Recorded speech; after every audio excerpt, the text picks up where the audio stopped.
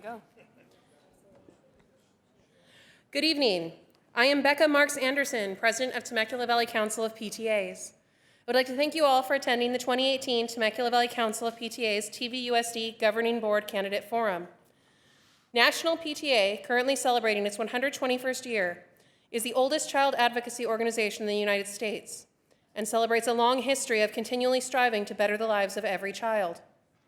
Temecula Valley Council of PTAs, otherwise known as TVC PTA, has stood for benefiting Temecula Valley students in all ways since its chartering 30 years ago, and supports PTA and PTSAs throughout Temecula Valley Unified School District.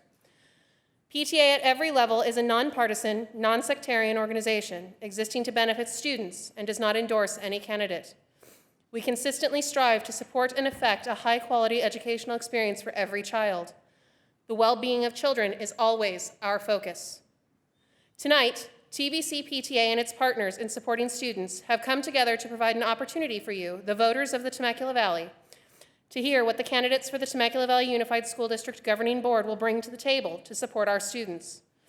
Our partners this evening share our passion for supporting children, and I would like to recognize them now. Temecula Dollars for Scholars, represented this evening by President Lynn Shaver. Temecula Valley Educators Association, represented this evening by President Jeff Kingsburg. Temecula Education Foundation, represented this evening by Board Member Mark Caton. Additionally, I would also like to introduce our moderator for this evening, Temecula Community Services Commission member and retired TVUSD educator, Dale Borgeson. Together with the voters this evening, we are all here to represent every child in the Temecula Valley Unified School District with one voice. Effective in 2016, election to governing board is defined to region. A candidate must reside in the region in which he or she seeks to represent. The Temecula Valley Unified School District is divided into 5 regions, with elections for regions 2, 3, and 4 occurring in 2018. These regions are highlighted on the map displayed.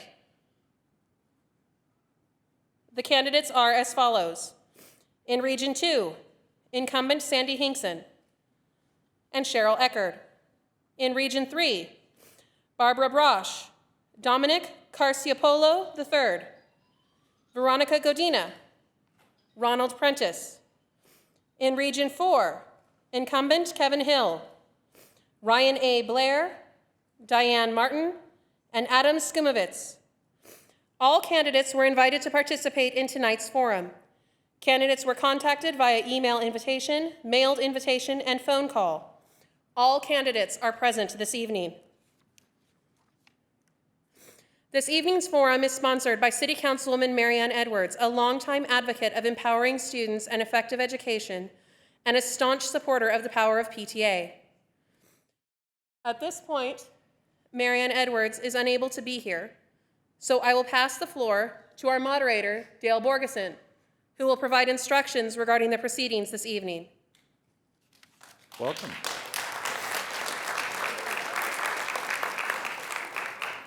Is this? Yeah, you hear me. Welcome, candidates, and thank you, audience, for your attendance. As Rebecca mentioned, I was a career teacher. I've now been retired for 4 years. I taught 10 years in Irvine and 24 in Temecula. My family moved here in 1990. And that gives you a little preview of one of the first things that you're going to be asked to do today is to tell your experience, maybe in how long you've lived here, what your experiences related to TVUSD or in education in general. Let me do a few housekeeping things before we get started. Our purpose, of course, is to ensure that the voters are better informed and that we hope the audience will learn more about your positions and your experience so they can be the best informed voter possible.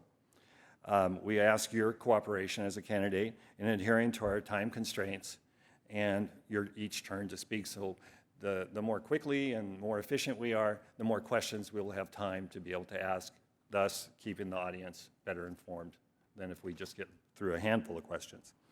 As far as the audience, in the interest of time and general decorum, we ask you to hold any applause or comment, and you'll have a chance at the end of the forum, if I remember, for a general applause.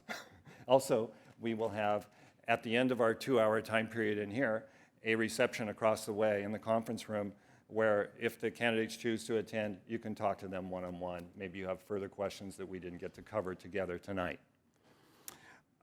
We will begin tonight with candidate introductions.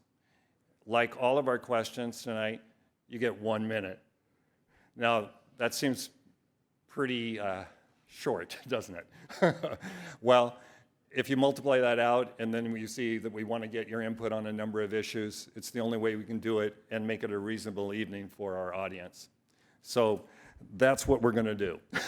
To help you with that 1 minute, we have a couple of handsome young men here in the front row, and they're going to be helping me with some colored cards. If you're speaking and you see a yellow card go up, that means you have 10 seconds remaining. And then when you see the red or orange go up, you're done. And if you don't see that, then I'll remind you. The questions were solicited from the public and from organizations, and people had time to get those to us, and then we went through them together because we had obviously more questions than we could use, and we tried to get a good sampling that would represent the kind of issues that voters are interested in. If we have time at the end, there'll be time for a closing remark in case there's some point that you would like to make that you didn't get to. And as I mentioned, we'll have our reception across the way, and we will be dismissing you early so that you can get out there without the audience necessarily hindering your progress to get over to the reception. So that brings us to the beginning of what we're going to do, and that's going to be beginning with a biographical statement. And as we do this, I'll be addressing my first question to Mr. Blair on my far left, and each of you then will follow in order. When we get to the second question, then I will go to Mrs. Godina, and we'll just keep progressing like that. Each of you hopefully having a time. I'm not sure, Mr. Hill, if we'll have time for all 10 questions. You may never have to go first tonight. We'll see. Yeah, that's okay, right? So when you consider a biographical statement here just for about a minute to speak, consider not why you're running, because I'm going to give you a little hint. That's our first question following the biographical statement. So you don't really need to cover that part right now. But if you'll, again, talk about your professional experience, your term here in Temecula, maybe what connections you might have with our school district. So we'll begin now with Mr. Blair. You have 1 minute to give us a little background on yourself.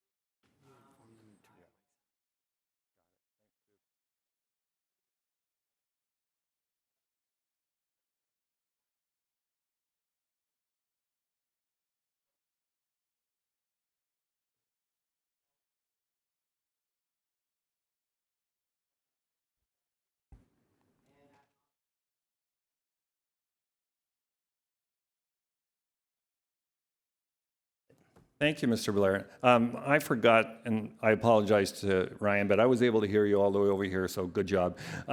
About the microphone, you've got a little button there, and green is go and red is off. So we recommend that you keep it off, unless you're speaking. I mean, it's up to you, of course. But there's your button to speak. And Ms. Godina, your turn. Okay, my name is Veronica Godina. I'm a resident of the French Valley area. I'm a wife and a mother of 2 sophomores and an elementary student. I have a bachelor's degree in computer information systems, and I've been a business owner for 15 years. I also have a certificate in, I'm certified as an MRI technologist, and I performed as an MRI technologist for 6 years up until 2016 for the prison system, and sadly I had to leave the job due to health reasons where I lost my eyesight, And in the last 2 years, I've been rehabilitating myself and learning new skills. And today I'm here to run for this position because I'm interested in being part of my community and contributing to my Thank you. Mr. SKUMAWITZ. Yes, hi, my name is Adam SKUMAWITZ. I'm running in Trustee Area 4. I'm a graduate of Cornell University in New York. I've owned 2 businesses in town. I currently work as a financial advisor. I have deep roots in this school district. My mom, Pam, taught here for nearly 20 years. I coached soccer at both Great Oak High School and Temecula Valley High School. And my wife, Jen, has been a high school counselor in town for several years now. We also have 3 young children, 2 of which are at Abbey Ranke, and 1 is soon to follow when he gets old enough. There you have it. Thank you, Adam. Mrs. ECKARD?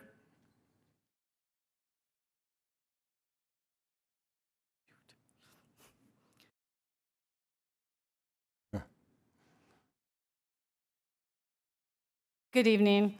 Thank you for everybody to coming out tonight and taking time away from Monday Night Football and spending some time with us. I'm CHERYL ECKARD, and I'm running for Trustee Area 2.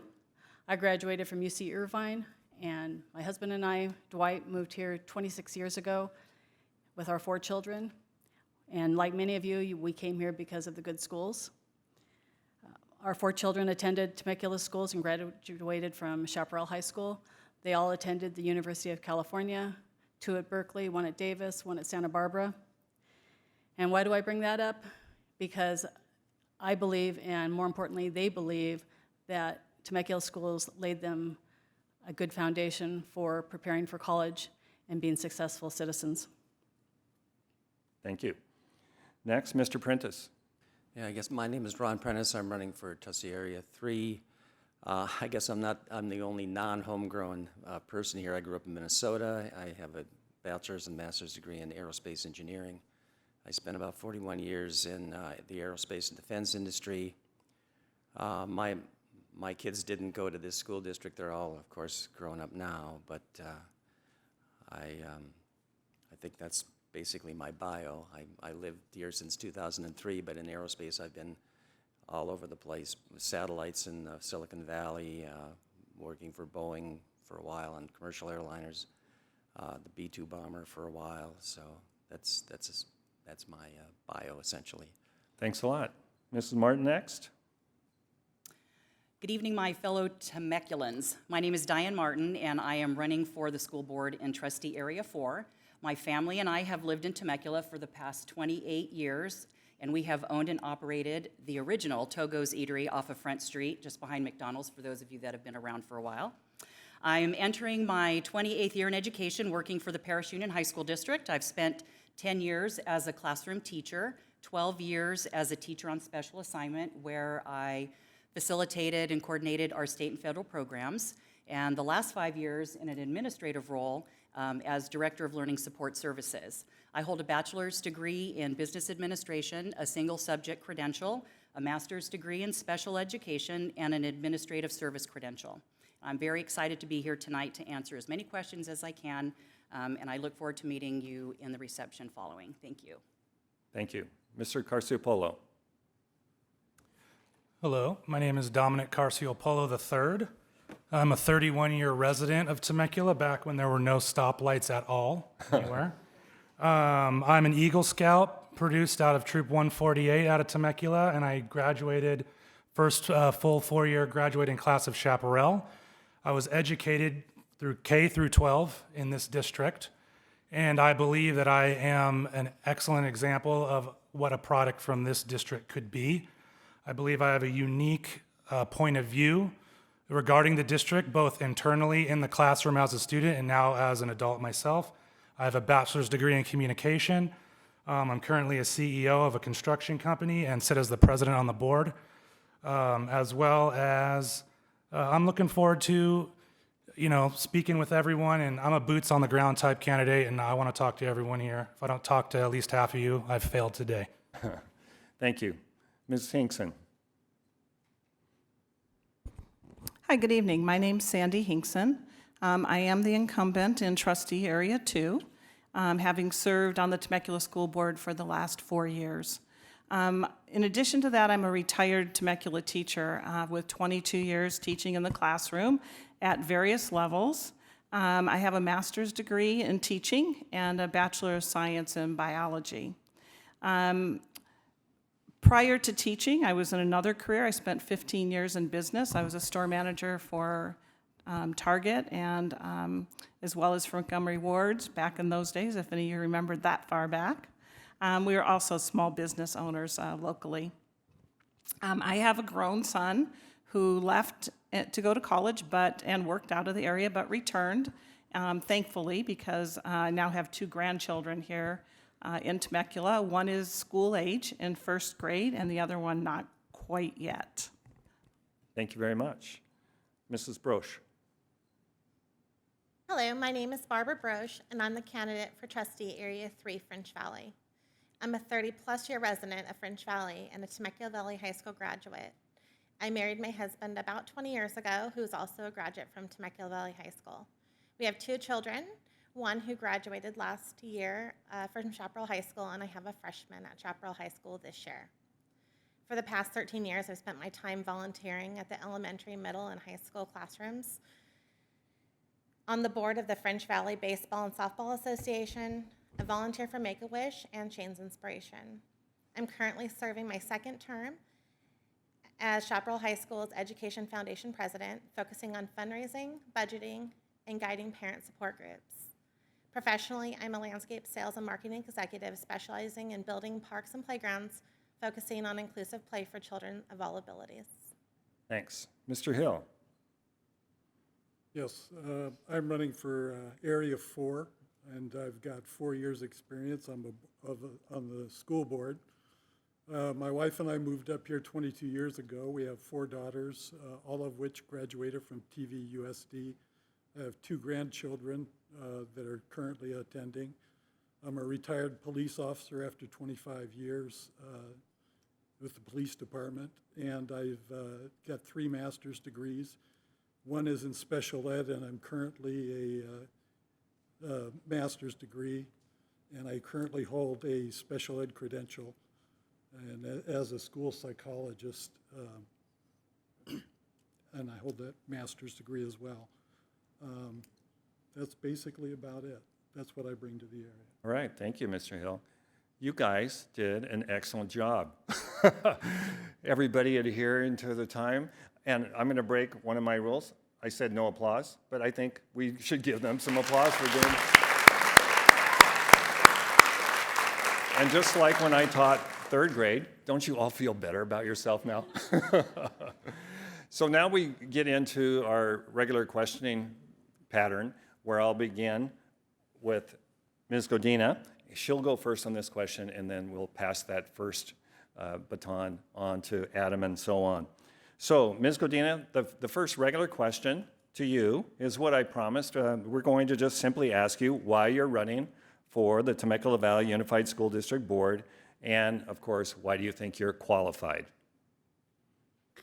Okay, so, well, I'm highly motivated due to the fact that I have 3 small children, and I feel like I need to be a voice for the youth and for just being out there and making a difference as far as helping these kids succeed. And it is often looked at, something that it's mostly our interest as parents, but my main interest is to listen to the youth, to listen to the children and see where they stand as far as what they want. Nowadays, these kids are more knowledgeable in the current situations, and they have a strong voice, and I feel like I can be that voice. And especially in my community, I'm Latino, so I would like to also give that voice to my community. Thank you. Next, Mr. SKUMAWITZ. For me, I got into this. It started with having 3 kids that were entering into the school district and having a passion to give back to the community. And it evolved over time as I spent time with teachers and parents and students, kids I coached, and started talking about the issues that they felt important, that were important, and they were passionate about themselves. And it grew from there to be a voice that could hear from every single stakeholder, every person that has an interest in the school district, and bring people together to have collaborative solutions on the school district. So I think for me, the most important thing right now is to get to know everything I can about what's happening from a district standpoint as a financial advisor, working with budgets. I spend most of my time taking complex issues and providing a simple breakdown of those. So. Thank you. Mrs. ECKARD. I've always been involved in the community I lived in and the schools that my kids were a part of. Through PTA at Rancho Elementary, Margarita, Chaparral, Council PTA, and 6 years as Education Foundation President at Chaparral. I think I'm very familiar with the school district through my involvement on various committees, Superintendent's Council, Measure Y, Parents Reading Core Literature. I was a substitute teacher for 13 years, and I worked side by side with some really awesome staff members and teachers. I presently serve on the City of Temecula's local task force for health and family safety, and I volunteer with Million Kids, which is an anti-human trafficking organization. I do this because I think it affects families, and that is my motivation for running for the board as well. I think my involvement will affect families, and that for the good. Thank you so much. Mr. Prentice. I think what primarily motivated me is, I guess from my background in engineering, I can see the profound value that education provides to making us young people successful in their lives, but also in understanding that there's, and I've said this many times to some of the people at the board meetings, that it's more than just teaching people how to be employees or consumers, but how to be good citizens. And I think in today's environment, it concerns me that there's a lot of people, educated people that I've worked with, people from prestigious universities like MIT, that they're very good engineers, but they don't seem to pay attention to what's going on as part of being a citizen. So that's what's primarily motivating me. Thank you very much. Ms. Martin. Well, personally, I have a servant's heart. I believe in giving back to our community. I've been volunteers all the way through soccer, Little League, the sports in the city of Temecula, as well as volunteering when I was able to at the elementary school when my kids were little. My motivation really is to be part of the decision making. There's a lot of changes that are occurring in the state of California around education. The LCAB, supplemental concentration funds, how monies are being spent and allocated. And I just want to be able to be part of that conversation as we're moving this wonderful district forward and making sure that teachers are provided professional development, that students have access to career technical education, and providing a safe learning environment for all students. And I think I'm uniquely qualified, given my current role where I work in Paris Union High School District, because those are the things that I oversee and help implement. And I would love to bring that experience and that knowledge to Temecula. Mr. Carciopppolo. I'm running because I have recently become an uncle, and I know that my niece is going to be attending this school district as I did. And as stated earlier, I'm a product of the district K through 12. I believe I have a unique set of skills and a unique set of perspectives. As stated earlier, as being, having the perspective as a student, as well as a business owner in the community now as well. I'm a boots on the ground candidate. I've found all my success in my life by working hard, going to places, walking. I'm the type of guy, I'm gonna visit schools, minimum 2 school sites a month. Teachers deserve more time to be heard. And as we know, with 1 minute to speak, time is limited. And furthermore, I promised to myself that once I made it to a certain point in my life, I was going to give back to the community, and right now is that time. Thanks. Mrs. Hinkson.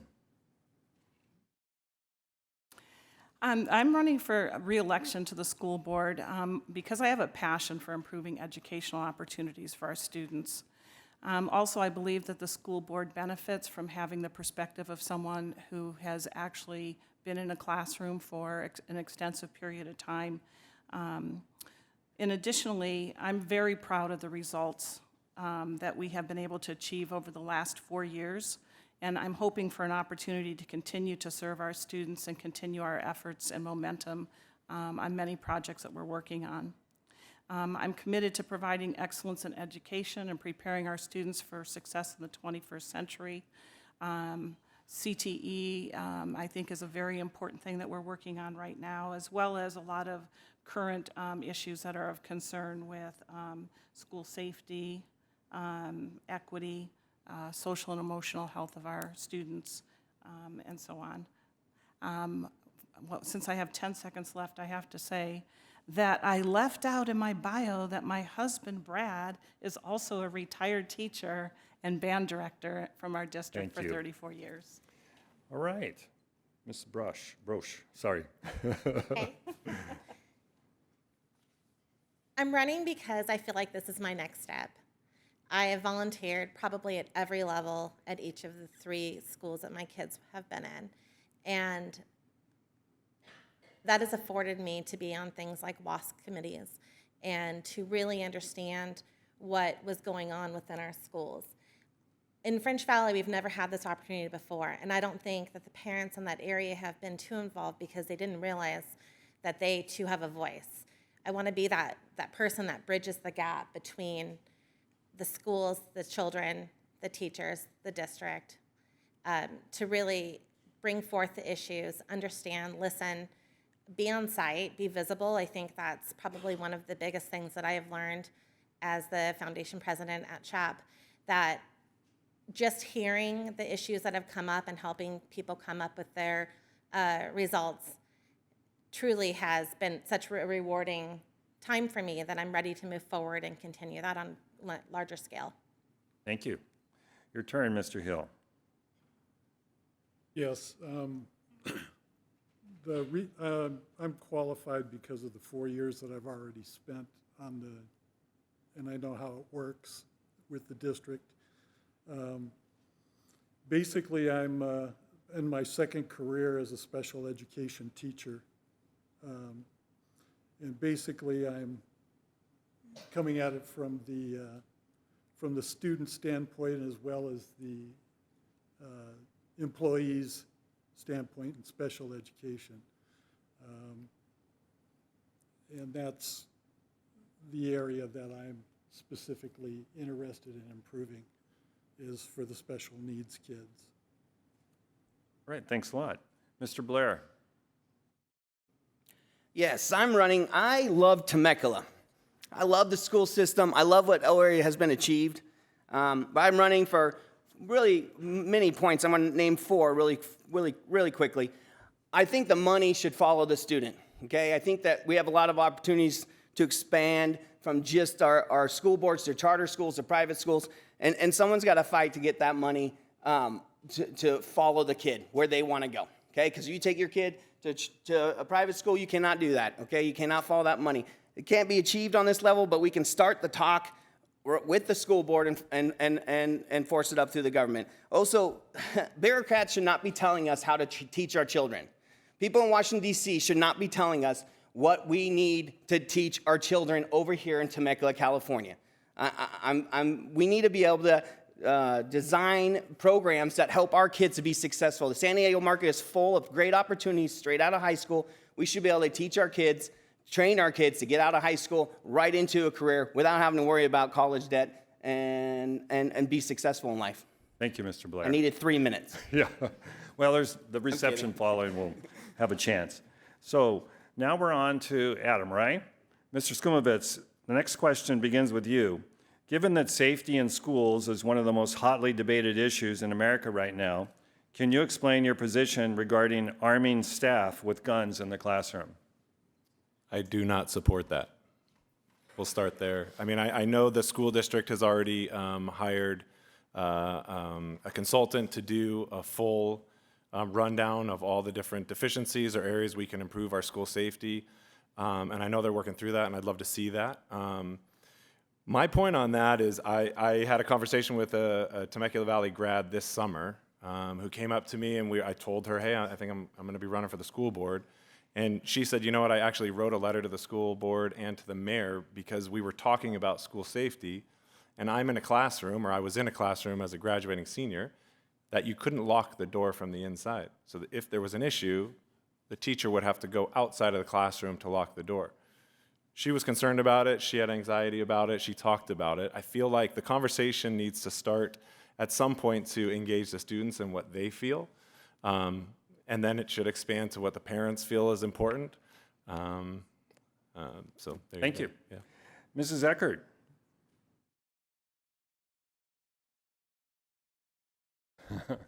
Thank you. When I hear on the news that there's been a school shooting, my heart breaks. I think to myself, could that have been my daughter's school? Could that have happened in Temecula? And the answer is yes. Last year, I mean, one shooting alone should really enrage us. Right. But last year, there were 43 school shootings in last year's school system. Teachers are in the middle of this national horror, and they did not sign up for this. They have become victims, and they put their students first to protect them in this situation. I'm so glad our district hired a safety director, but we need to move fast on this. We can't be complacent. We can't think that Temecula is a town that nothing bad happens in, because it does. Oh, sorry. I have 10 cut seconds. you off. Yes, you did. You have more than 10 seconds. Okay. There's no easy fix, but I think we need to learn from the schools that have gone through this experience. We need to put barriers before our schools. Okay. Thank you. Mr. Prentice. Yeah, would you repeat the question again, please? Given that safety in schools is one of the most hotly debated issues in America right now, can you explain your position regarding arming staff with guns in the classroom?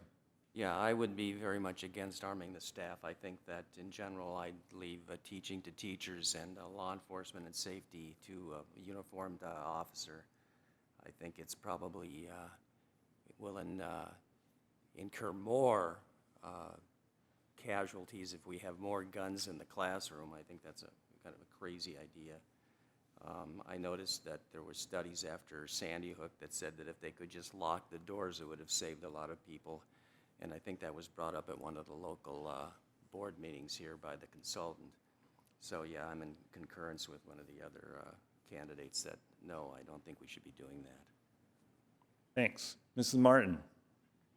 Well, I'll echo that. I think guns don't belong in the classroom or arming teachers. I'll leave that up to law enforcement. I do believe, I want to congratulate Temecula on hiring a safety and security officer. I was perusing their LCAP and looking at some of their initiatives for next year, and some of the things such as the infrastructure, which is the turn locks for the interior doors and things to keep students safe, the electronic visitor management system. All of these things I think are very productive, and also the training of classified, our campus supervisors, training teachers and support staff to be able to react to some of those things that might be occurring on campus. So I would like to be part of the decision-making process in determining, how the training is allocated for certificated and classified staff. Thanks. Mr. Carciopppolo. I'm going to have to actually agree with Adam. I think we need to start from the students up. We need to take their opinion into account because last time I checked, the students outnumber the teachers. I also believe that we need to find out what people do best and have them do that. And a teacher is probably better at teaching than wielding a firearm. So I think, going through the proper channels, talking to the kids, talking to the teachers, talking to the administration, kind of coming down to some common denominators of safety, I think that's probably more the way to go than arming the staff. Thank you. Mrs. Hinkson, your turn. Okay, safety is definitely an issue that the school board has been looking at very, very seriously. Some of the action that's already been taken has involved target hardening, which means we have gates and fences around our buildings. Electronic visitor management is coming, window film, some barriers to prevent people from walking directly through. We've hired a safety coordinator, a person who's a retired military and retired police. Also looking at all of our school site plans, working with our resource officers, and developing training for everyone, students as well as staff. Another piece of that is really stakeholder input, so adding that to our LCAPS survey coming up to just really get input from all of the stakeholders, including student groups. Thank you. Mrs. Brosch? I'm going to agree with the other candidates. I don't want to see a gun in my child's classroom, and I think that most parents would agree that probably putting a gun in a classroom is not the most viable option. I noticed that there are changes that have been made this summer, and even last year. I've seen gates go up. I've seen a greater screening from when you're entering the schools. I think those types of things, back to the locks, being able to lock the doors from the inside, and know that there's, I know that the teachers and staff just went through an active shooter training, I believe, right before school started. So I believe that the school district has done an excellent job of starting this process and jumping right into it head first. Having a safety coordinator, I do think that that safety coordinator probably should communicate a little bit more so that parents are understanding what's been going on, because I notice that there's a lot of questions in the community, how safe are our schools? So I think that's one place we need to be a little bit better at. Thank you. Mr. Hill, your turn. Yes, we already have weapons on campus with the sheriff's department officers that are on campus. We don't need to be arming our staff members. Also, I was involved with Sandy on the school board when we brought in the specialist to harden our campuses to make them more safe. So I more or less would go along with what Sandy had to say. Okay, thanks. Mr. Blair? Well, yeah, I would, you know, when I was growing up in school, they had marksman class. We in Washington State, we'd bring our rifles to school, and we'd do target shooting. What has happened in 30 years that we're scared for a teacher, a grown-up, to have a weapon to protect our children in school? I'm not saying we arm every teacher, but resource officers, we do it kind of like the airplanes do the federal marshals. You don't know who they are on the plane. Someone's got a gun. Why can't we have that? Why can't we have some sort of meet in the middle where our kids can be protected? We protect our gold, our valuables, everything that means something to us in this world with weapons. The one thing we don't protect with weapons is our children. I don't understand that. I'm not for arming everybody in the school, but hey, let's have some reasonable protection with resource sheriff and maybe a hidden federal marshal type teacher that is carrying a weapon to protect students. Thank you. Ms. Godina? So I agree with everyone else. I don't believe that arming staff, teachers is what we're looking for. That would only probably increment the problem. I believe that we got to look more deeper into the problem, the root of the problem, which would be not just training staff. That's one solution, but I believe that we need to look more into the mental health, and that begins at home. And I would like to see something like, just like we do with the requirements to enroll a student, which is probably vaccines, maybe do like a mental health evaluation for every student. That will help us look into what is going on. We all have issues, and not just the children. Staff, grown-ups, we all have situations that can create, mental issues. So we got to know that this is a problem that needs to be treated in a more deeper, with a more deeper solution. Okay, thank you. All right, now our next question begins with Mrs. ECKARD. And here's the question.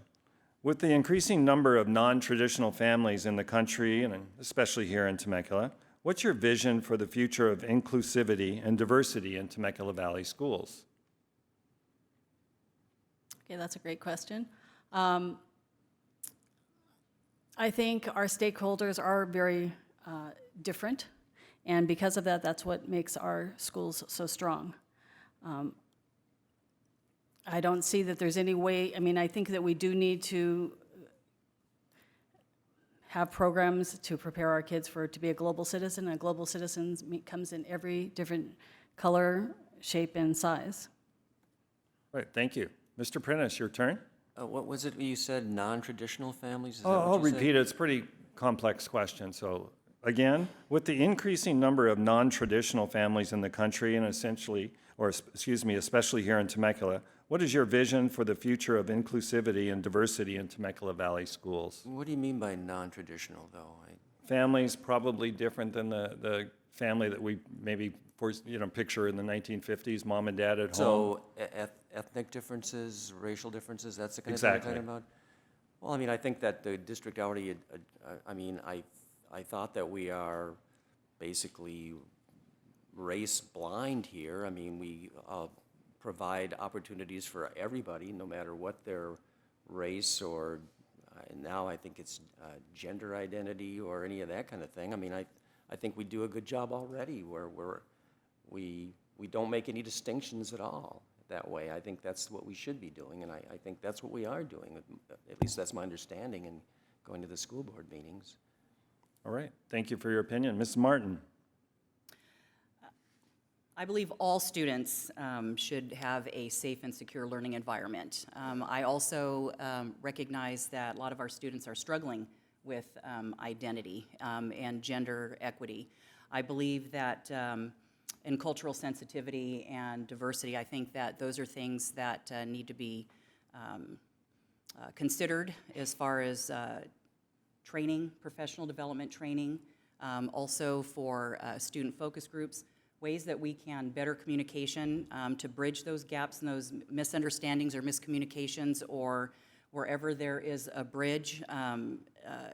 I think that we need to include all students in those conversations, and that's where we need to start in developing how we can bridge gaps and that misunderstanding and communication where there's that bias in our culture. Thanks. Mr. CARCIOPPOLO. I believe this is a situation that comes down to the question, what goals are we trying to accomplish here? As a school, I believe our primary goal, our school district, would be to educate children.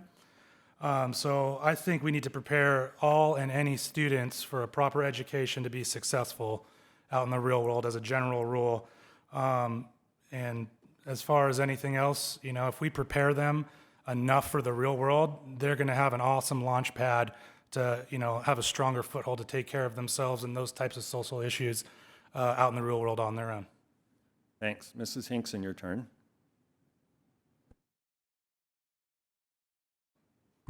I'm glad to hear that the message is coming through in our school board meetings that we're focused on cultural proficiency. We've been working for 3 years and are about ready to take this out on a larger scale. Cultural proficiency, really, we're looking at our 28,000 students that are culturally diverse, racially diverse, socially, economically diverse, and academically diverse. So it's very important that we have that realization. 3 years ago, I attended a meeting on this topic, and I said, not Temecula.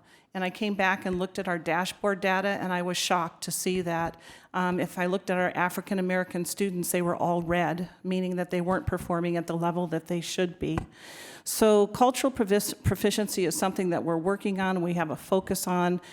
We have a group that's working on it right now. And really, we're working on that from the perspective also of narrowing the achievement gap and continuing to reduce suspensions and expulsions for our disproportionate amount that are happening for minorities. Thank you. Mrs. BROSCH.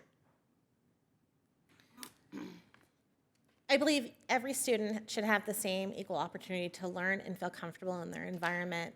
I do think that this probably also begins with our teachers and our administrators. We can't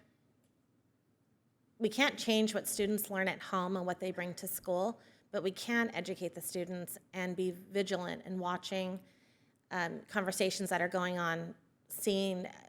As adults, we're aware when we can see if a child can look at another child and see a difference. It's super important for anyone in a child's life to be a role model, and I think that's where we really start, is educating at the student level, at the elementary level, that life is inclusive. Everyone counts, everyone matters, and everyone's the same. Thank you. Mr. Hill? Yes. The district has been working towards total education of the students, and we're working at making sure that all cultures receive the same education and learn to work with others together. All right, great. Mr. Blair? This is probably one of the things I like best about Temecula is the way the students I coach, and I'm involved with a program, and we coach kids, and the way they interact with one another. It's not like when I was a kid. They don't see race, they don't see colors, they don't divide up by gender types, and they literally don't make fun of each other because of those things. They got other ways that they bully, but it's not that way. So whatever the Temecula school board has been doing, I mean, I applaud you, because I see it in my kids, I see it in the kids I coach, and yes, we still need to keep moving forward and coming up with ways to help the minorities score on the tests as high as non-minorities, but from a diversity type standpoint, I mean, I'm really proud of what you guys have done with these kids, and in 20 years, we won't be having these same conversations on race and gender types, I don't think. Thanks a lot. Mrs. Godina, your turn. Yeah, and I agree with Mr. Blair. I believe that we need to veer away from the idea that some groups deserve less than others because of their ethnicity or beliefs. I believe that everyone deserves the same opportunity, and our job as parents and as members of this community and even members of the board, our job is to provide them with the tools to succeed, no matter where they come from or what they believe. So if we continue to do that, I think we're going to grow a lot in our society, and these kids will have way better opportunities. Thank you. And we wrap up this question with Mr. SKUMAWITZ. I feel like this is an area where we fall short. And I think that this is another one where, as adults, we seem to mess this up, where kids seem to be able to handle inclusivity and diversity a lot better than we do. Also, take a look at the board. Take everyone that's sitting up here. We do not live in a very culturally diverse city, and we need to do more to bring people to the table, to be more open, to provide opportunities, and to be honest about it. Whether the data shows us one thing or another, we need to have conversations with every single group. I'm on the board of ONF, which works with special needs and autistic families, and every single family needs to be heard at a better level. And I think what you're talking about with inclusivity and diversity in Temecula is something that we say we're doing well, but I would say if you actually were on the ground and looking at it, we're pretty far behind. Thank you. Our next question will begin with Mr. Prentice, and this question was contributed by the TVA, Temecula Valley Educators Association. Mr. Prentice, anticipating a potential vacancy in the superintendent position sometime in the future, should the governing board promote an internal candidate, seek an external candidate, or consider both? I would favor an internal candidate, especially obviously one that has, educational, credibility amongst the teachers. I just strongly think that that's a better way to go. I think that they have more rapport with the people that are already here, rather than going outside with somebody who probably will have to require a learning curve to come up to speed. So, yeah, internally is definitely what I would suggest. All right, or thank you. promote. Mrs. Martin, your thoughts? I'm more inclined to say maybe a combination of both. I think we would want the best person for the job. I understand that an inside candidate, somebody coming up through the ranks, definitely has an edge because of the experience and knowledge that they bring to the table, but I wouldn't want to discount somebody out there who might come with a different perspective on the instructional educational programs and process and procedures for Temecula. Right, thank you. Mr. CARCIOPPOLO, your turn. In doing a little bit of research on this subject, I found that there was a very, very minor increase in satisfaction when external candidates were considered. That being said, I believe that both internal and external candidates should be considered, as the best candidate for the job should be the one who's hired. However, should we find that appropriate candidate within the district, I believe that holds multiple benefits, including staff retention, staff satisfaction, and hope for employees within the district to know that, hey, on all levels, the board's got our back, as opposed to, you know, why are we working so hard and they just go on the outside and pick someone else. Thanks a lot. Mrs. Hinkson.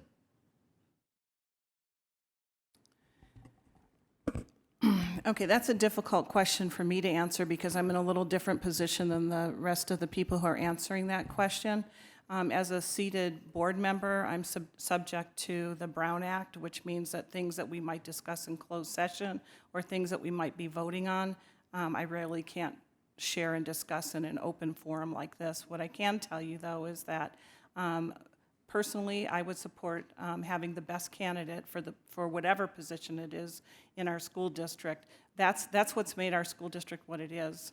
We have that reputation of having the finest teachers, the finest staff, and really the finest leadership. And so that would be what we should be looking for. Thank you, Mrs. Hinkson, for that clarification as well. Mrs. Brosch? I would like us to look from the inside and the outside. I believe this position requires the best of the best for our students and our community. Our next superintendent needs to continue to lead, listen to students, administration, and teachers. So by doing this, that the superintendent will have a better understanding how to support our students and will foster relationships with teacher groups. I'm not sure of who the candidates would be from the inside because we're not there yet, or I'm not there yet. But I do believe, like any job, it's important to go through that hiring process, as this is the person that will be setting standards for our future. Thank you. Mr. Hill? Yeah, unfortunately, as a sitting board member, I'm under the same constraints of Sandy here of the Brown Act. There are certain things that I can't talk about and shouldn't talk about. So unfortunately, depending upon who the board members are as to who is going to be selected to take the place of the superintendent, that could change depending upon who's going to be sitting at the council as a board member. We have been looking because there could be a possibility of someone, but we haven't made any decisions. So, like I said, things could change depending upon who's sitting on the board. Thank you. Thanks. Mr. Blair? Yeah, I don't know if it really matters. I would say for the board, we would want to develop a list of knowledge, skills, abilities, and other attributes that we would want to find in the position, the person replacing current superintendent, and agree upon that as a board, and then go out and find whoever the best one is that fulfills that list, and make Temecula better than it was before. Thanks. Ms. Godina? I do believe also that I would go more for the mixed or both options. I would like to see the opportunity given to any candidate that will bring in fresher ideas to the table, whether it's inside or out. I believe that the ones working in the inside are obviously have experience, but you never know what we could have in front of us if it's an outside candidate. But they do bring a lot of other things, experience in other ways. I think that would be very valuable and should be considered. Thank you. Mr. SKUMAWITZ? Much like everyone else has said, I think finding the best candidate is clearly the most important thing, whether that's inside or outside. But this is a CEO position of a major corporation that manages $300 million, right, on an annual basis. So it's an important process that a board should go through, to whether it's in California or across the country. I think Temecula has gone through this amazing transformation, and I would imagine that for a position like a superintendent of schools here, there'd be people all across the country that would like to bring their skills, their diversity of thought, and their experience to this school district. Thanks. And Mrs. ECKARD, you get the final say on this question. Thank you. I believe that TVUSD has the ability to attract vibrant candidates for any of our positions, whether it be a teacher or be it the superintendent. It behooves us to look for the best and the brightest for that position, whether that means looking on the inside or going out as a big search. Our success is really dependent on that. Nothing should be automatic. We're not the royal family, and we should look at this as an opportunity. Thanks. So now we start a new question with Mrs. Martin. And it's another question sort of about the organization. How do you view the working relationship of the governing board and the district cabinet? And do you believe that the governing board, the school board, is more an extension of the district cabinet or a body representing the public as a check to the cabinet? I believe that the school board is here to serve the community and to help guide the conversation and decisions of the cabinet. I believe that relationships are very important. Otherwise there could be chaos and decisions not being made in the best interest of stakeholders. So I believe that we serve our constituents, we serve our community, and I think that we get the final say in those decisions when we are approving contracts, raises, all of those things, instructional programs, purchases, and we would expect that the cabinet would be following the advice and of the key stakeholders. Thanks. Mr. CARCIOPPOLO? I also believe in representing my constituents. I believe that there needs to be a fair and just way to, hold all parties accountable, including the governing board or the school board. And I believe there's definitely a way to do that on a productive, friendly level with the cabinet. And overall, we're being elected. And so we need to represent those that elected us, because that's the point of a democratic system, in my opinion. Thanks. Mrs. HINKSON?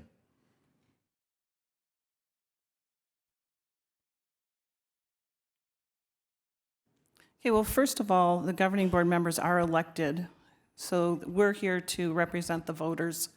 I think one of the most important things being a school board member is that we set the vision, we set the mission, and we set the goals for our district. So that really kind of sends the message of what we think is important, and how do we decide what's important? That should come from the stakeholders. So first of all, by being visible and being out there, having the contact. I know I go to every school that's on my partner list every year and sit down and listen. I attend back to school nights. I'm very analytical on our survey data. I want to know what it is that's important to our community. And the next thing is, I think that as a school board member, you have to be active, you have to be engaged, you have to be knowledgeable, and you have to be involved, and not just listen to what you're hearing from the district, but ask questions. Thanks. Mrs. Brosch, your turn. I'm going to echo on that thought. I do not believe that the school board should be an extension of the district. We are here representing, being the voice for our voters, representing the community that we've been elected into. I think I agree. It's all about being visible. If you have to be present to know what's going on, you need to be talking to all levels, the parents, the students, the administration, the teachers, to really provide the feedback so that we can make knowledgeable decisions, well-informed decisions, and also educate the district on how our parents and our stakeholders are feeling. Thank you. Mr. Hill? You have the working board and you have the governing board, and the governing board gives direction to the working board, and it votes on the decisions and where the money is spent and where the district is going. And that's basically what the governing board does. All right, Mr. Blair. Well, yeah, we gotta represent our community, right? The school board nominees, the school board who are elected, they have to represent your voice, the students' voice, the community's voice of how you want to teach, how you want your children to be taught, what you want them to learn, what programs you want to be put in. It's part of our job to be the board members to go and take what you want and make sure it happens on a state level, on a district level. So it's all about the community. It's all about the citizens of Temecula and making sure that we succeed in teaching our kids the way they need to be taught per our views. Thanks. Ms. Godina? Yeah, I agree with that. I believe that we are here for that purpose, to be that middleman between the community and the board, to listen to the needs of the community and bring them onto the table. So I share that thought. Thanks. Mr. SKUMAWITZ, your thoughts? Pretty simply, I think the board's role is to provide a check on the executive team. I also think their role is to set a clear direction for the school district, but even more than that, the school board should be role models and provide leadership to the community, be accessible, connect with parents, connect with teachers, have conversations beyond the director level, the admin level, conversations with the people that are doing the work on a day-to-day grind, so that they have a broader perspective and a better understanding. Thank you. Mrs. ECKARD? I agree that the governing board is the board that sets the direction for the district. We are representing taxpayers. We are representing voters. This is an elected position, the only elected position that really is representing children, our students. And so they are just one of the stakeholders involved, but we need to make sure that we're representing all of them. We have to remember also that a governing board are public servants, and they should act like public servants. And so being humble, being visible, being approachable, those are all good characteristics of a school board member. Thank you. And Mr. Prentice, we finish with you on this question. Yeah, clearly the board isn't an extension of the administration. We have to represent our constituencies, although that doesn't mean that we can't have or promote a collaborative relationship with the administration. I see that at the board meetings. I think that there's a good chemistry between them, so I'll leave it at that. All right, thank you. All right, good job on the first hour. That was a lot, wasn't it? Well, we have some more time, so we'll continue with a few more questions. And the next question is yours, right, Mr. CARCIOPPOLO? And this one is sort of dear to my heart. I like the premise that it begins with. It says, obviously, the most important aspect of education is what happens in the classroom. If elected, what influence do you foresee having on the classroom? I don't know that that is an obvious thing. I Okay. think it is a ingredient that's very important. I think even the teachers and the administration go to continued education, and some of that continued education is not inside classrooms. That's basically my sentiment on it. Can you repeat the question for me again so I can give you a more proper answer? No, you're fine. That's good. Okay. Would you like me to repeat it? I would, yeah. Okay. Obviously, the most important aspect of education, we're talking about the K-12 education, Right. is what happens in the individual classroom. If elected, what influence do you foresee having in the classroom? Well, my influence within the classroom, I would have to say, would be, again, my boots on the ground technique. Listen to the students, listen to the teachers, listen to the administration. What points are they all making that are the same common denominator, and focus on that. I would like to close by saying, however, that as a product of the school district, I can guarantee you my most educational moments were on field trips. Probably most of us would agree with that. Mrs. Hinkson. Can you repeat? Obviously, the most important aspect of education is what happens in the classroom. If elected, or we could say what happens between the teacher and the student. If elected, what influence do you foresee having on our classrooms or in those classrooms? Okay, well, I think one of the areas that I have a passion for right now is to enhance our CTE education opportunities for students. So what we're talking about here is helping students to be both college and career ready. We have a strong focus and excellent results. We've always taken pride in our college readiness programs that we have in our district, and obviously we can see those results in many of our students. We do have about 30% of our students who do not go directly to college out of high school, and of the students who go into college,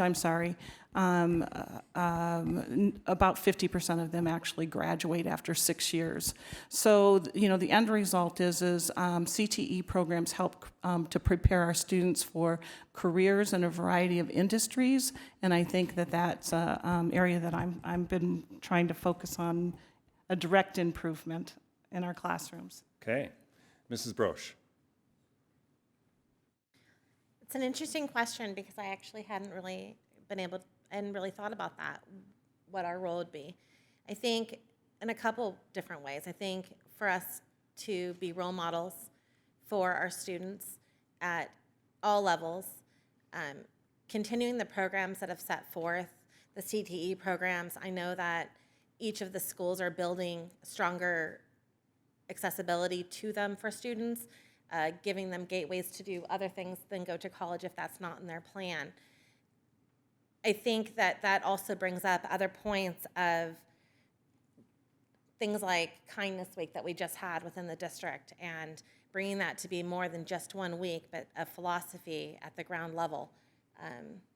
I think that's probably hopefully the biggest influence that I think I would bring. All right, thank you. Mr. Hill, your thoughts? Yeah, the district and the school board is working basically towards, has been working towards educational diversity, not only for the students that are going to college, but also those that are going to do blue collar and construction work. We're trying to allow them to decide what it is that's important to them and make them more available career-wise. Okay, thanks.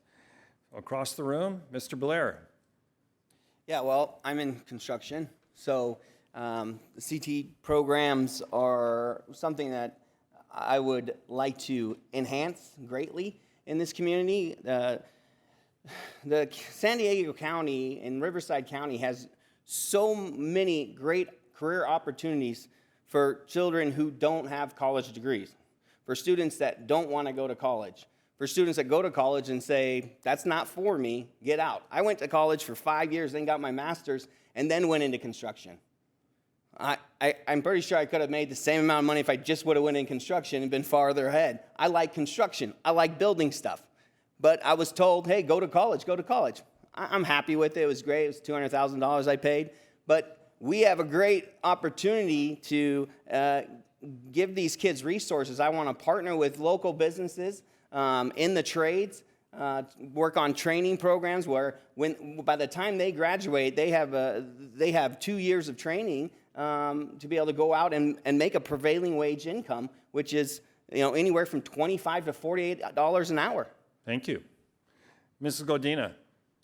Okay, so if I understand correctly, the question is about us being, our presence as a board being present in the classroom. Right, or your impact on the Right, classroom. You can so- interpret it either way. Right, so I feel passionate about this one because I feel that our students need to know that the board is listening to them and that there's accountability being held in the classroom as far as their education. We need to make sure that these kids are being set up for success and not failure. And if their education's not met, we should know about it.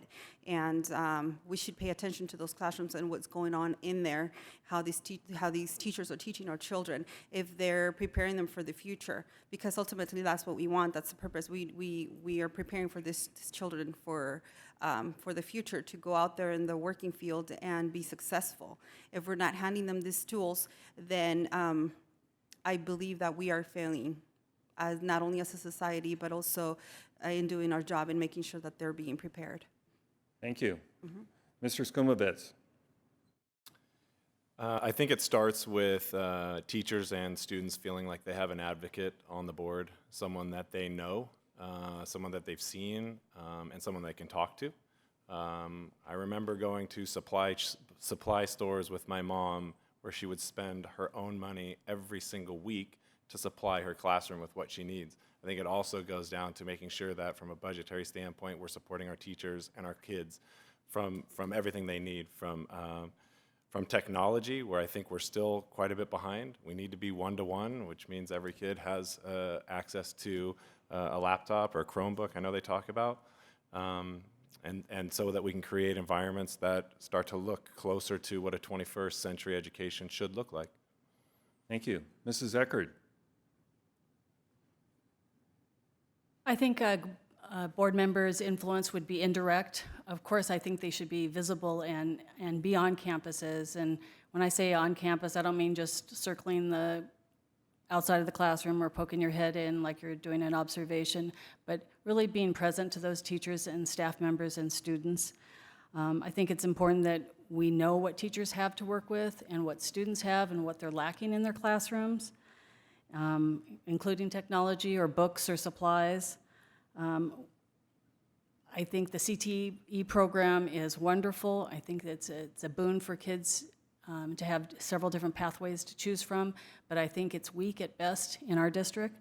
It is something definitely we can improve upon, and I hope that we will, because no matter if a kid goes to college or not, they still have to be a global citizen. All right, thank you. Mr. Prentice? Yeah, the only people in the classroom are the teacher and the students, so the only way I can influence that is by promoting the interests of both of those. So I'd like to be able to promote teacher concerns, like encouraging professional development, making sure there's a great work environment, which would probably go into building the morale of the teaching staff, and also the same things for the students, making sure that they have a learning environment that is conducive to learning. So that's the only way I think I can impact what goes on in the classroom. All right, thanks. And Mrs. Martin, you finish up this question about the classroom. I think that the influence or impact that a board member can have can come in a variety of different ways. A big one is, making financial decisions or making resources available for teachers in the classroom. I think that opportunities to expand, project-based learning, professional development for teachers to hone their craft, whether it's through externships or internships for students that are in CTE pathways. I'm a very strong proponent of CTE, career technical education. I know we're throwing out a lot of acronyms up here, and then STEM education, science, technology, engineering, and mathematics. So I'm an advocate for that and that project-based learning and hands-on experiences for students. I'm also in the role as a school board member would be to build community partnerships with schools and build that transition for students to be able to experience the real world through CTE. Thank you very much. All right, Mrs. Hinkson, a new question. So, we all know, and as an experienced teacher, you would probably agree with this, we all know that parental involvement in education is the determining factor for success. What specific actions would you take to increase the active role of parents in decision-making and promote parent involvement in schools?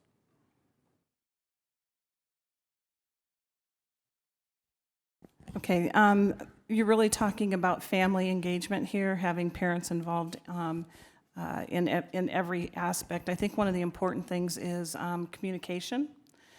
So that's one thing that we've been working on over the last 4 years is increasing our communication and enhancing that by, really communication with everybody, communication with teachers through our tidbits, communications. We just put out a community newsletter, our online presence, both web online and our social media, websites, our online publications, the things that we push out to parents. I think that that's all very important, getting them involved. One thing that I'm pretty proud of was our development of CAP meetings for community involvement to hear from the community what they think are the local services that we should be providing through our LCAP plan and what's important to them.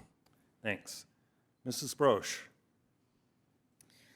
I think we need to do a good job of welcoming our parents, communicating with them, giving them multiple opportunities to be involved with their school, not just during school hours. I know a lot of the schools do coffee with the principal, but most parents are working, so it's impossible for them to take that time off to come and actually meet and discuss issues. I think having opportunities in the evening or maybe even on weekends at some point just to bring everyone in. Some parents work nights so they can come during the day. Some work weekends so they can't. I think just creating multiple opportunities is important. I notice at schools, the more involved a parent is, the more successful the student tends to become. Not in all cases, but I do know from over the years, the same parents that I saw volunteering were the same parents that I saw at award ceremonies, scholarship opportunities. Sorry. Wonderful. Thank you. Mr. Hill, your turn. Yeah, the school board has directed the staff to provide an online communications network for the teachers, the students, and the parents. They can go online 7/24 and communicate directly with the school board and the working staff and let us know what they're thinking and what they need. And that's just one of the things that we've done over the last couple of years. And I would encourage people to go online and check that out if they get an opportunity. Thanks. Mr. BLAIR? Hey, can you repeat that Sure. question for me? Yeah. We all know that parental involvement in education is a determining factor for success. What specific actions will you take to increase the active role of all parents in decision-making and promote parent involvement in schools? I could go door to door, yell at each parent to get involved. That probably won't work. We could have a parent training course on Common Core. Maybe I wanted to get involved in my my kids' educational process. But have you ever tried teaching Common Core math to 7th grader? You got to be a genius. You got to be a rocket scientist. It's very difficult. And now we're putting on extra pressures on the teachers to communicate to every student's parents. This is a tough question. There's no easy solution. I don't have one. I mean, I would have to rely on other board members smarter than me to come up with some solution to get parents involved, because it is pretty simple. If the parents involved, the more the parents involved, the more successful the student is. And I don't know how else to do that. You guys are doing pretty good right now. Okay. Ms. Godina? Okay, so I would, I mean, it's no, we all agree that it is very important to have a parent in the classroom, as I said before. So I think I would probably throw out an idea where, how about if we make it mandatory? And when something becomes mandatory, parents find a way. And I understand both parents usually work. There's always a working parent. But it is just as important to be in the classroom, and it's a high impact on their own child. So I would probably say something like, have the parents come, I don't know, 5 or 10 hours in a school year. That's not hard to do, and it would impact their child highly in his education, and they would have that presence of a parent there. So I think something like that, if that was implemented, that would be great. Okay. Mr. SKUMAWITZ, parental involvement. Yes. I think Temecula is a very busy community. Kids are extremely active, and everyone is going in a million different directions. I think everyone has said communication is the key, and I agree with that 100%, but I think the way that we're doing it right now needs to be improved, and we need to be a little bit more creative. Most people get the emails on Fridays, and I am just like everyone else. If we have the time to read it, that's great, but oftentimes that doesn't happen. And unfortunately, most communication or engagement that happens with parents is when something goes wrong. I think it comes down to transparency, making sure people understand what's happening, and engagement. And then lastly, there needs to be some sort of inspiration, right? Whether it's from leadership, from teachers, there needs to be something that gets people excited so that we can have more conversations with parents when things are good. Yeah. Thanks. Mrs. ECKARD? Well, I feel like the big elephant in the room is PTA. You know, I mean, I was a PTA president at Rancho Margarita. You can't value PTA enough if you're a board member, okay? The schools need to embrace PTA because that's going to be your open door to welcoming parents. Communication, we are lacking that in our district. You know, we need to be more innovative. Find other ways of communicating because people receive communications differently. And you spoke about like coffee with the principal. I noticed that Margarita has their coffee with the principal in the evening, and I say kudos to them for doing that. But there's all different ways that we can communicate with parents. We've got to make them feel welcome. We've got to make them feel valued. If you do that, it's all about relationship building. They will come. They will be an asset to your school. All right, Mr. Prentice.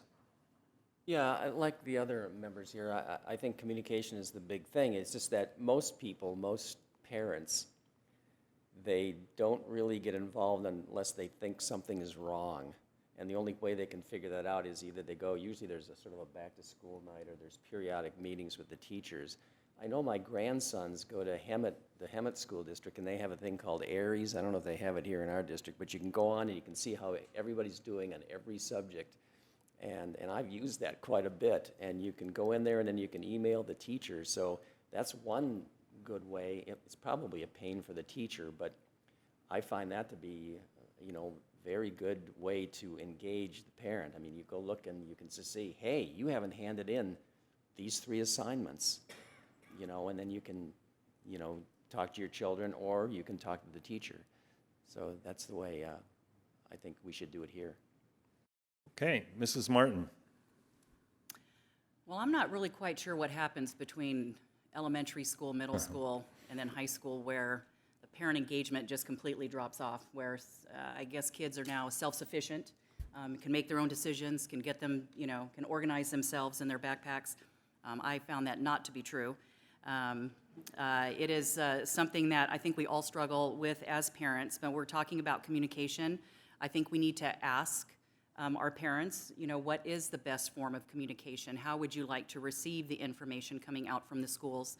I think it needs to be a two-way, obviously. We need to be able to find some innovative ways to be able to get that feedback.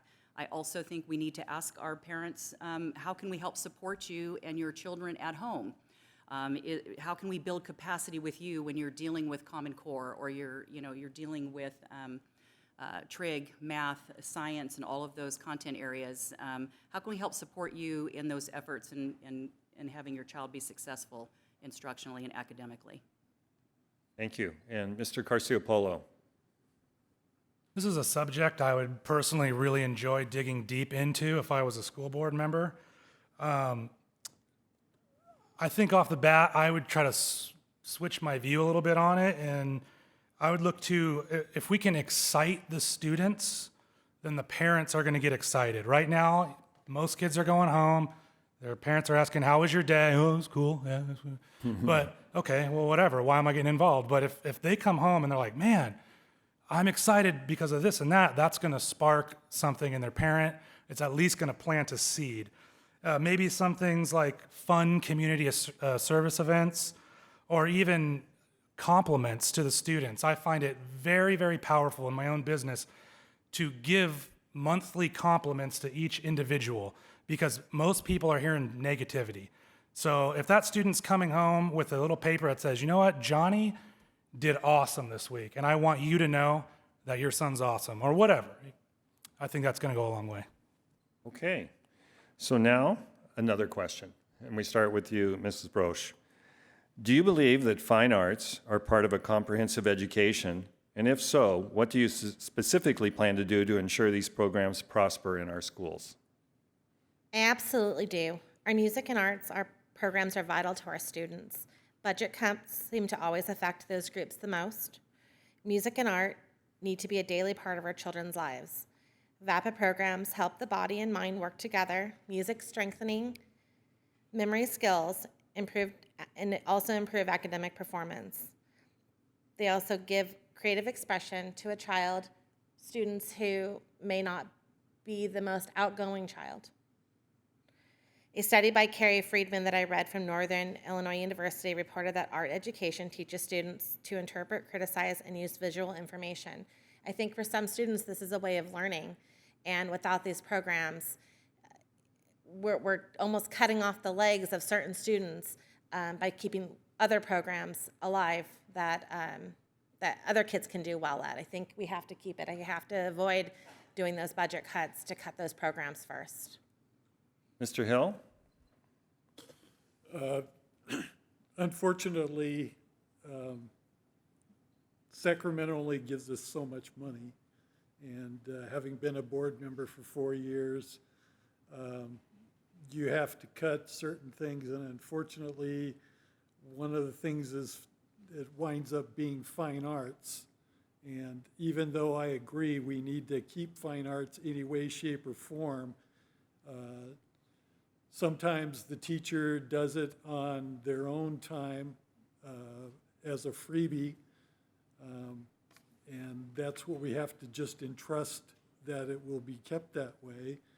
And hopefully that we'll get more money from Sacramento eventually. We try to make do with what we got. And like I said, we can only do so much. Thank you. All right. Mr. BLAIR? Yeah, I mean, fine arts has to be a staple in a child's education. It's as important as math, as science, as English. We're teaching sixth graders of trigonometry, algebra, advanced algebra, who are never going to use it because they have a cell phone. And we're cutting funds for fine art programs that helps students engage their creativity, makes them more innovative. It frees them from stress. It's a lot easier to go sing a song than it is to do a complex equation. And we have children that deal with so many stresses today in their life. And the one thing, exercise, sports science, and fine arts are the two things that can alleviate stress in students. And we cut those programs. It's just unfair. Ms. Godina? I completely agree. I believe that having a program such as fine arts is essential. It should be essential. It should be a must. It gives the child the opportunity to develop as they should. And again, going back to what I've been saying all along is giving that child that opportunity to be well-rounded. So that it should be essential. I am an example of one of those families that had to take my little one and enroll her in a different district because of that, because she's being offered a complete program. She's in a complete program of arts and theater, and I am very happy to see how she's evolving and developing, and that's what we need in our district. All right, Mr. SKUMAWITZ. I certainly agree that fine arts is critical for us when we pick our daughter up. When it's a VAPA day, that's the most excited she is during the week, and she's got more to talk about with that than almost anything. But on a personal note, with my daughter, we went through her dealing with anxiety when she was little, and we put her in Mrs. Stewart's musical theater program just to see if she could come out of it, and it was by far the most transformational experience of her young life, gaining confidence, gaining awareness, seeing her have success on a stage. So as a board member, I think it's critical, and I don't think there's any reason that we can't become a little bit more creative to make sure that there aren't the cuts that we have seen. Mrs. ECKARD. I think we can all agree that music and arts are essential, and they are really they are part of a complete education for our students. All research points to the value of it. We just have to get more creative in our budgets in order to protect music and arts programs. We can look to PTA. I know they've often provided programs for our students in VAPA and other businesses within our community too, that we can reach out to them just so that we can get a little more creative in what we can provide. Otherwise, we're shooting ourselves in the foot, really. If we're trying to close the achievement gap with our scores, but we're not offering these as part of their education, those scores are going to suffer. Thank you. Mr. Prentice? Yeah, of course we should promote the arts. The problem is, and I think Mr. Hill kind of touched on this, is that if you're in a bad economy and you only get so much from the state and we have to cut, you're going to have this argument about, well, should I take it away from the STEM courses or the fine arts? And it just seems like from a marketability point of view, you're going to go, well, we got to go with the STEM because we're competing against the Chinese and the Europeans, and it's more valuable to have a guy that can write code than a guy that knows how to sing a song, I suppose. So it's just not that easy. I mean, I think it all should be funded. In a perfect world, that's what we would do. But unfortunately, as a board member, we're probably going to come up with something like this where we're going to have to say, we got to get rid of the music teacher, we got to get rid of the math teacher, and I got a feeling it's going to be the music teacher, but unless there's some other way to gather funding. Mrs. Martin, your response. I think that those are difficult decisions to make, but I think I would want to explore all options. As Cheryl, I'm going to echo with what she said. I think it's essential to address the whole child, and VAPA certainly plays a huge part in that. Students learn in different ways, and I would be open to exploring those alternative means, whether it's obtaining grants, building partnerships with our local industries that cater to VAPA, as well as our local colleges as well. So although difficult decisions, I wouldn't want to start cutting things unless we have explored all alternative means to fund VAPA and try to keep everything moving. Mr. CARCIOPPOLO. I think it's interesting to note that everyone up here thinks the fine arts are incredibly important, yet it's the first thing we go to cut. And as said before, I mean, we got calculators, we have phones that are, so far beyond what I could have ever imagined as a student, that I feel like we're devaluing the arts. We're not taking into consideration the fact that not only is music, for example, going to help us with math and language, but it's also going to rest our brain while exercising it in a different way in between those other classes. If you've studied anything about meetings or how to conduct meetings, you would know that after about an hour, your meeting becomes incredibly unproductive. So why are we sitting here thinking that 5, 6, 7, 8 hours of school in a row is going to be incredibly productive for the students? I think there's something to be said about that break in between there, and it's just like any other exercise. You're not resting. It's a resting workout for your brain. Thank you. I appreciate your point. Mrs. Hinkson, you're the final on this question. Okay. VAPA is probably one of the most important things that we can offer to students. It really is the connection that many, many of our students have to school. It's the thing that brings them to school. It's that connection. It's the thing that makes it fun. It's the thing that many of them look forward to. You know, really, we have students with all kinds of things that they excel in. Some are math, some are athletes, some are artists, some are musicians. Also, the research is out there to really prove that it does increase academic success. This school board has made that a huge priority when, and I can just speak to it from being an elementary teacher, that you know, it was cut, not by this school board, but PE and VAPA were reduced because of budgetary issues. It was a priority of this board to make sure that we reinstated VAPA and PE through our LCAP programs. We continue to support VAPA, and we continue to want to increase the amount of services that we provide to students. Okay, so now, Mr. Hill, you get to be first. I wasn't sure we were going to get there, but you are. Explain your familiarity with support services for special education and special needs in our school district and how they might be improved.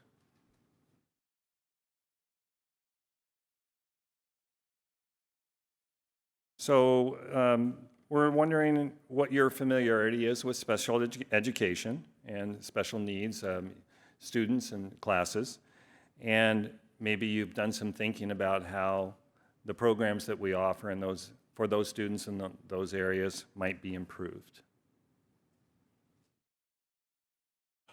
That can be, it can be pretty deep. Like I said, I've been teaching for 15 years. I have a clear credential in special ed, and I also have a master's degree in not only special ed, but as a school psychologist. And for the support services, I would say that I would like to see a lot more of the school psychologists being able to do more working with the children, talking with the children, because I think that's more important than just. One of the reasons that I didn't want to stay as a school psychologist, because all you were doing was evaluating children. You're not working with the children and helping them. And I think that's more important. The kids need somebody to talk to and somebody to work with. And if they need an adult. They don't need other kids that could steer them in the wrong direction. Thank you. Mr. Blair. Yeah, I'll continue on Mr. Hill's point that I'd like to see more counselors hired in the district for students to go to and be able to talk to and discuss. Special need programs, I'm not aware of everything that's going on with the special need programs in the district or in Temecula. I see a lot of the programs. I am involved with Kick with Nick, helping them out. I'd like to, the only thing, and they might be doing it, so I say it, and it might be already be done. I'd like to develop programs for special need children, so as they graduate high school, they can move into a career position, into a job. And I know you guys have a program for that. I'm not sure what that is, but a lot of those kids, a lot of special needs kids graduate, and there's nowhere to go. I think only 30% go on to get a job right out of high school.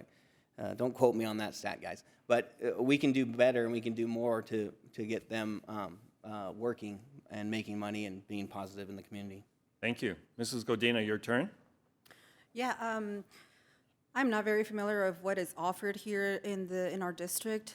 I've only lived here 3.5 years, and out of the 3, 2 I have been dealing with my own disability, and as I said before, so but that is exactly what makes me understand the position of disabled children or disabilities in the community. So I will surely, that would be one of the areas that I will explore more and look what what the needs are, and definitely get involved. Thank you. Mr. SKUMAWITZ.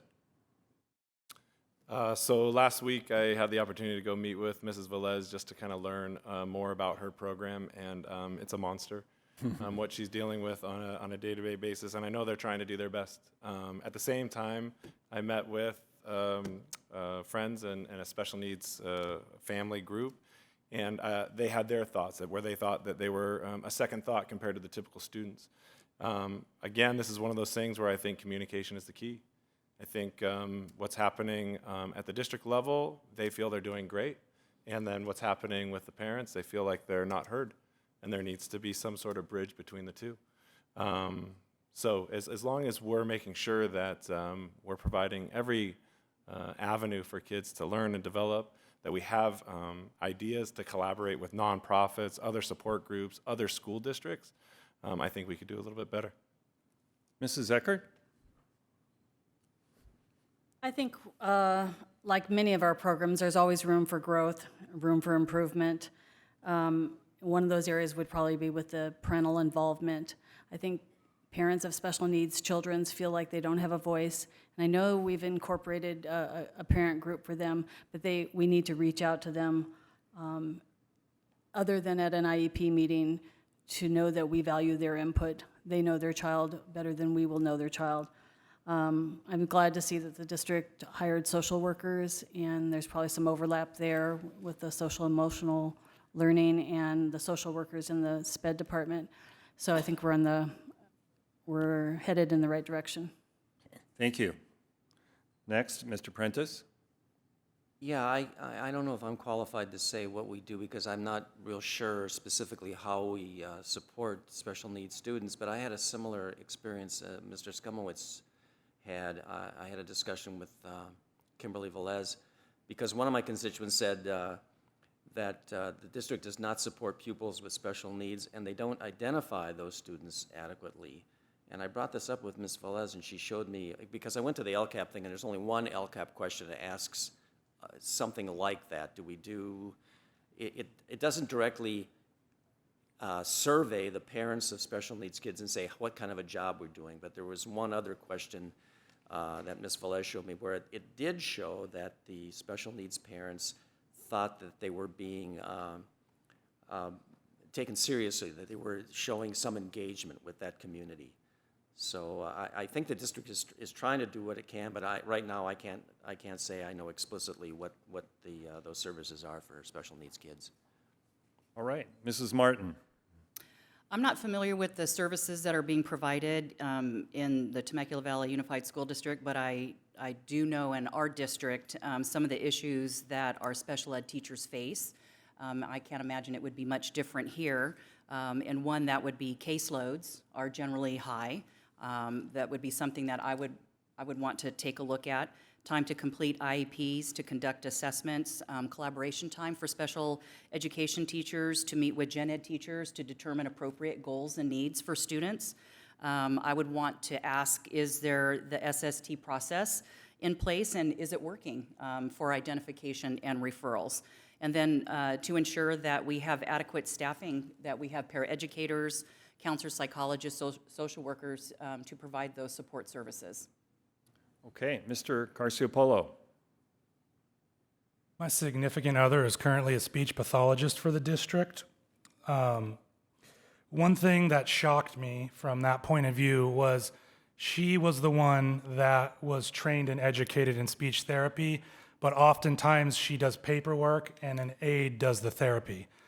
I believe that the caseloads are just too high. You know, I know there's legal reasons why the therapists need to do the paperwork, but if we're bordering a scenario in which a caseload is dangerously high for one individual to handle 50 kids or whatever it may be, and they're not even doing the job that's in the title of their job, I believe it starts there. You know, it's a multifaceted issue, including, you know, parent outreach, and I think, you know, surveying the parents to see where that disconnect is important. But I do also believe, you know, when we're hiring outside contractors and paying them more than our district employees, that just tells me there's got to be something more we can do. Mrs. Hinkson. Okay, well, when special ed, really the important thing here is in the identification process. So we're looking at the teacher, we're looking at the parent, and really getting that input as to what the student's needs are. Once they're identified, we create, an IEP is created to address the needs of the student and make sure that we're addressing every need that they might have. Some of the programs that we do have, of course, are speech, which is known to be an area of shortage throughout the state. Everyone's struggling to hire those people. We have RSP classes, which are handled by a resource specialist on a pull-out basis. We have STEPS classes to prepare students for real-life success and to be able to live on their own. We have severe handicap, we have our special day class, we have classes for our autistic students. And the big thing is having the appropriate staff and training to make sure that we are meeting those needs. Thank you. Mrs. BROSCH. So I've had the opportunity to be involved with the Bridge program at CHERYL, helping them fundraise for different needs that they have. The biggest thing that I notice when I'm there is that the caseloads are too high. The teachers are struggling to even get lunches in. They're constantly in meetings with parents or meeting with administrators or working with their children. I think that just is a sign of where we are as a whole. I think that the school and the teachers are doing their very best, and they keep hiring, keep developing, keep moving forward, but the kids also keep coming. So I think right now they're playing catch up, but I believe that everyone is invested in working hard to provide that for our kids. It's an issue near and dear to my heart. I have a niece who's autistic. She's in the 3rd grade now, and not in our school district in Orange County, and her programs have advanced her so much further in the past 2 years than I think my brother-in-law and sister-in-law ever thought that they could. I'd like to see that here. Thank you. Okay, great job.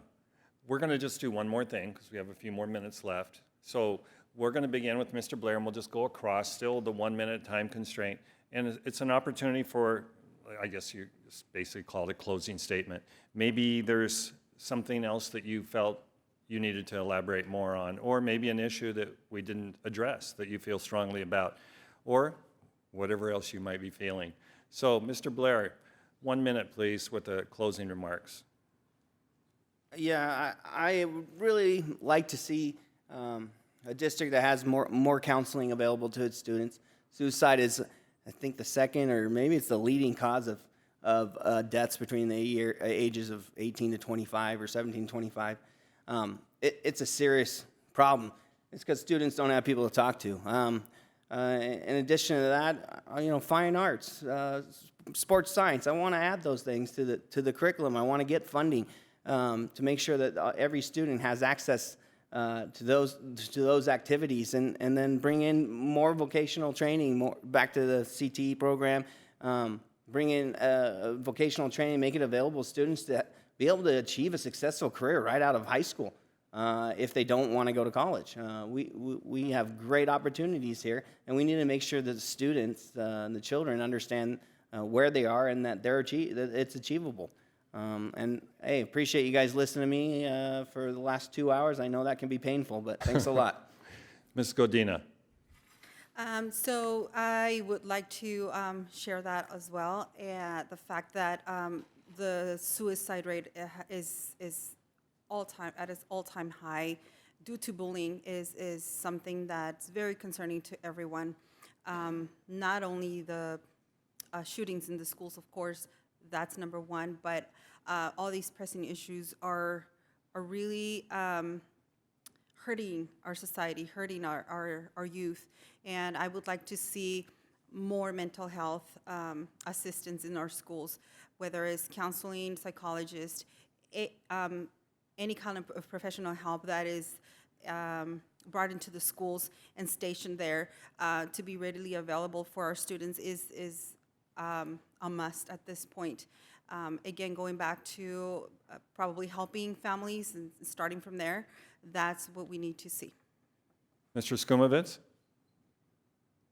Yeah, I guess I would just start by thanking the PTA and you for putting this on. I think all of us have the same mindset that we want to step up and make the school district better. It's been an interesting experience for me, but in the conversations I've had with current board members, with former board members, just kind of learning the process and the responsibility of a school board member, I just want to say that I take this seriously. And I want to learn everything I can about it and help make good, sound, reasonable decisions for the community. Mrs. ECKARD? I too want to thank TVEA, Dollars for Scholars, the Education Foundation, and Temecula Council PTA, and you, Mr. Borgeson, for putting this all together. I know it's a grand endeavor to put this event on. And I want you to ask yourself this: do you believe that the board can do better? Do you think that there's room for improvement? I have to answer yes, 110%. But no matter what our differences there are up here tonight, we all have two things in common. We believe in and we support our district and our teachers. And we know that our kids deserve an education that's going to prepare them to be a global citizen in a global economy. So parents, teachers, staff, and students together, we have a vested interest to fight for better education and better opportunities for all of our kids, no matter if they're special needs or the highest achieving kids. And this conversation isn't supposed to be about our present, but it'll be about our future. Mr. Prentice? Yeah, I just want to say that if I'm on the board, I want to make sure that all the schools within the Unified School District offer the best education, because I'm often hearing that there are certain preferred schools. For instance, Great Oak, it seems like everybody wants to get in Great Oak. I don't think there should be any distinction. I think they should all be superlative schools. I want to promote STEM and the humanities because of obviously the implications are with our democracy. And just try to engage with the community and work to promote the importance of education, within our community, and just to show how vital it is to our role as a citizen. Thank you. Mrs. Martin, your closing remarks. I too would like to thank the Temecula Valley Council, PTA, and Councilwoman Edwards and all those that have made this event possible, as well as the audience participation and your interest in being here and selecting your new school board members. There's a lot of passion up here, a lot of different ideas and thoughts. Before I leave here, just to reiterate, my focus areas, should I be elected, is to provide a safe and secure learning environment for all students and to ensure that there's appropriate services to address our social emotional needs of our children. I echo that. That's huge. We had, in our district, had 3 students commit suicide before school started. So I know the impact and the support services that are needed in these times where students are facing a lot of anxiety. And then expanding opportunities to explore career tech ed, technical schools, and build opportunities to integrate science and math, project-based learning, especially in grades K through 6. Thank you. Mr. CARCIOPPOLO. I believe the purpose of educating students and our children in the community is to responsibly and effectively prepare those students for life outside of school in a manner in which they can thrive, regardless of their general ed or special ed. And I know that's a multifaceted, complex goal, but I believe the board needs to be greater than the sum of all its members, and I do believe the board can do better, and I believe I'm a perfect candidate for that. I'm not a teacher, I'm not an ex-teacher, but I have skills that I believe the board needs. I believe the students need that and the communities need that, and I look forward to earning your vote. Mrs. Hinkson. Okay, well, I believe that we achieve outstanding, innovative schools through having engaged parents and the community, the excellence of our teachers and staff, open and transparent communication, as well as a vision to continually evolve and improve. The paths our students will take in life and careers are as unique and varied as they are. I'm dedicated to the development of programs that prepare our students for their futures, including both college and career readiness. I believe we have the responsibility to address issues that affect students in these times that we live in, such as school safety, cultural proficiency and equity, social and emotional health, bullying, behavior interventions, and various other teen trends. I believe school board members should be visible, accessible, and knowledgeable. And I believe that as a candidate, I bring the classroom experience, the business background, and 4 years experience, proven results as an active, visible, and engaged member of the school board. Thank you.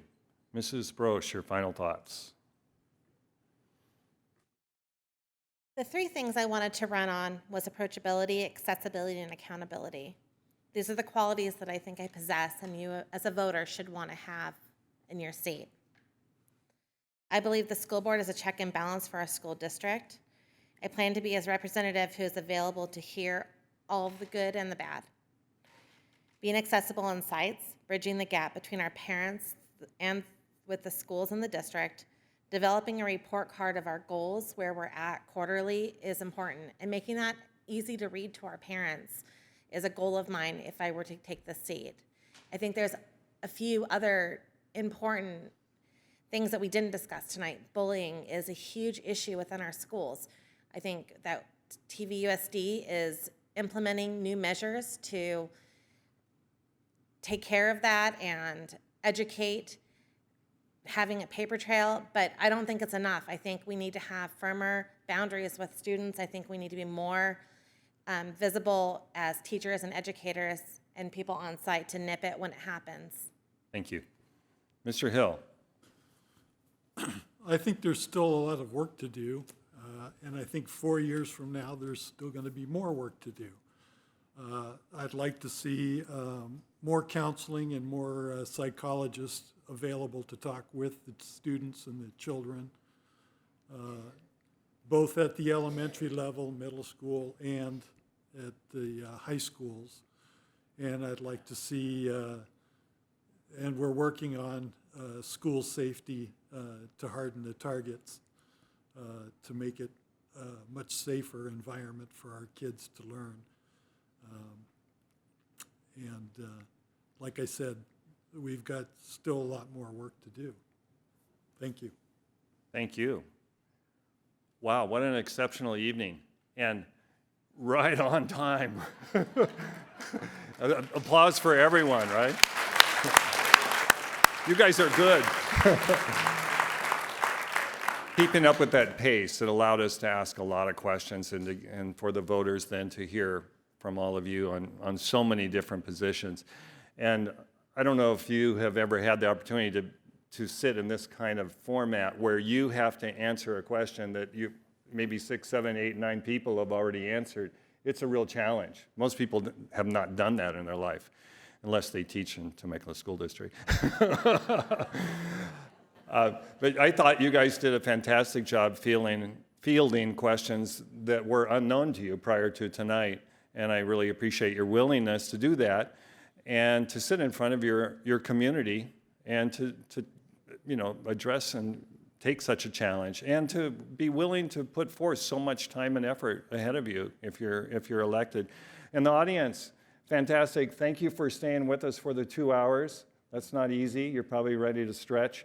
And we're going to give you an opportunity to visit with the candidates if they choose. A short reception across the hall in the conference center. Before we dismiss, I'd like to thank Life Touch Photography for donating professional photography services for this evening. Let's give them a hand. And I would first like to ask our student assistants, they're going to escort our candidates around, maybe if you follow Mr. Blair all the way around to the right.